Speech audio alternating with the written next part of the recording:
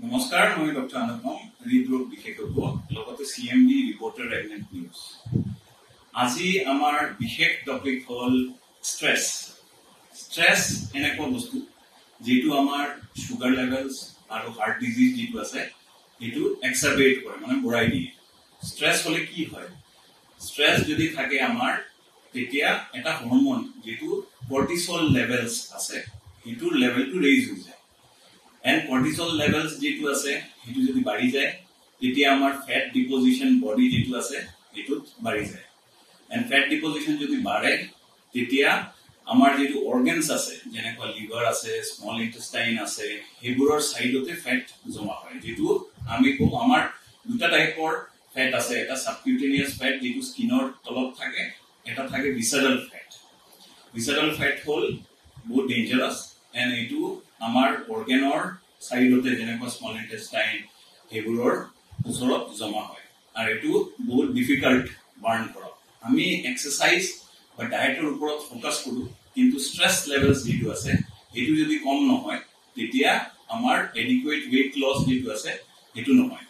আৰু যদি আমাৰ স্ট্রেস লেভেলস হাই থাকে তেতিয়া ক্যান ফুড বা প্যাকেট ফুড যেটো হাই লেভেলস অফ সোডিয়াম সুগারস এবোৰ আছে এবোৰ খাবলৈও মন যায়।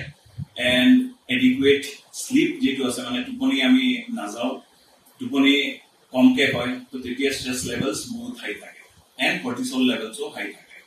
তো যদি কর্টিসল লেভেলস হাই হয় তো আমাৰ এটা প্ৰটিন যেনেকুৱা যাৰ নাম হল সাইটোকাইনস, এই সাইটোকাইনস লেভেল যেটো আছে এটো হাই থাকে এন্ড তেতিয়া আমাৰ লো লেভেল ইনফ্লেমেশন হৈ থাকে। আমি চাও যে আমাৰ যেতিয়া হাৰ্ট অ্যাটাক হয় তেতিয়া বডি টু স্ট্ৰেসত থাকে এন্ড সুগাৰ লেভেলস যোনে ডায়াবেটিক পেশেন্টস হয় ইহঁতৰ সুগাৰ লেভেলস বহুত হাই হৈ যায়। তাৰ মানে স্ট্ৰেস হাইপাৰগ্লাইসেমিয়া। স্ট্ৰেস হাইপাৰগ্লাইসেমিয়া হল স্ট্ৰেসত ইনডিউসড সুগাৰ লেভেলস বহুত হাই।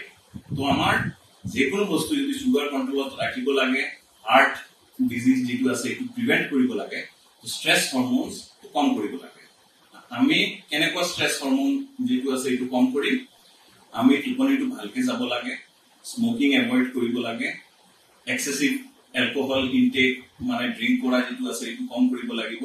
আমাৰ হাইড্ৰেশন যেটো আছে এটো বহুত ইম্পৰ্টেন্ট। আমি যদি ডিহাইড্ৰেটেড থাকো তেতিয়া আমাৰ স্ট্ৰেস হৰমোন যেটো আছে এটো বহুত হাই থাকে।